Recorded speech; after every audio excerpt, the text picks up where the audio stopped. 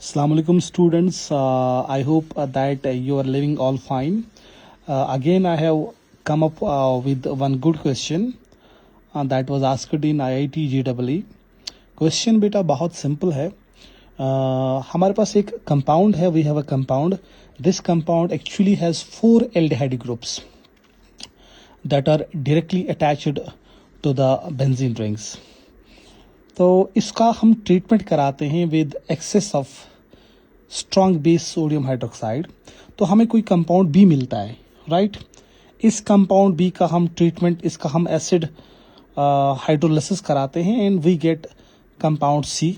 उस कंपाउंड सी को हम हल्का सा हीट करते हैं and we get the compound D.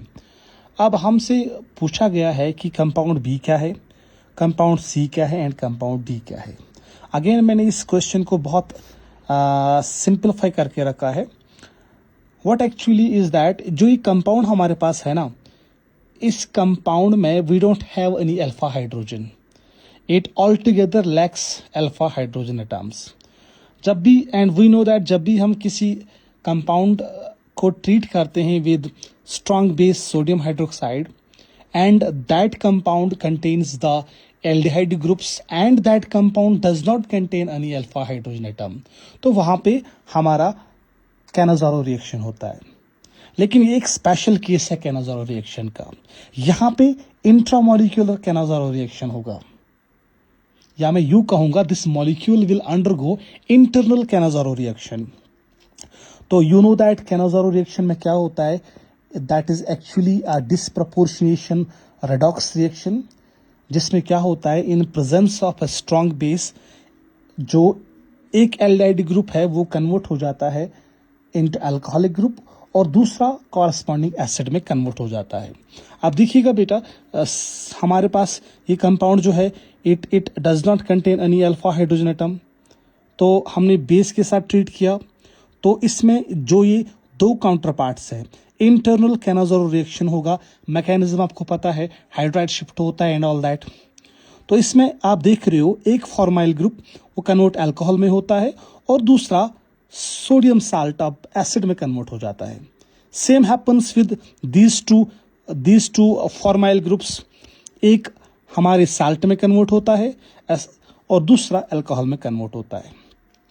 उसके बाद जब हम थोड़ा सा इसका एसिड हाइड्रोलिसिस कराएंगे तो व्हाट विल हैपन, जो ये CH2OH है ये कन्वर्ट, ये SH रहेगा, ठीक है.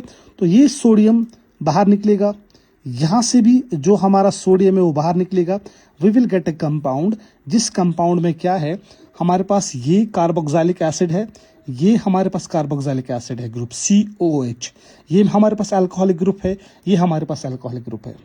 नाउ व्हाट एक्चुअली हैपन्स, उसके बाद हम क्या करते हैं, जब हम इस कंपाउंड को हीट करते हैं, वी नो दैट इस कंपाउंड में हमारे पास दो बल्की ग्रुप्स है, एक कार्बोक्सिलिक एसिड है, दूसरा अल्कोहलिक ग्रुप है. तो यहाँ पे क्या होगा, यहाँ पे एक्चुअली डिहाइड्रेशन होगा, यहाँ से भी वाटर मॉलिक्यूल लॉस होगा, यहाँ से भी स्टूडेंट्स वाटर मॉलिक्यूल लॉस होगा.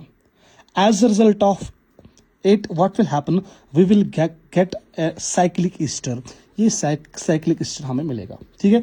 तो यहाँ पे आप क्लियरली देख सकते हो, ठीक है. This C double bond O ये इंटैक्ट रहेगा, ये इसमें एक ऑक्सीजन एक्ट करेगा एज अ ब्रिजिंग ऑक्सीजन, और ये compound C double bond O ester है, ये भी ईस्टर है, साइक्लिक कंपाउंड है, and finally we get a cyclic Easter.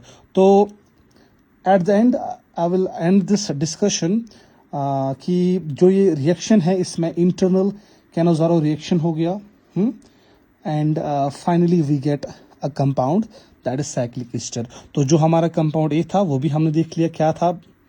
B हमारे पास ये कंपाउंड मिल गया, सी हमारे पास, this is my compound B, this is my compound C, and this is my compound D. Thank you. अल्लाह हाफिज. Next session में I will be coming up again with one good question. Allah Hafiz.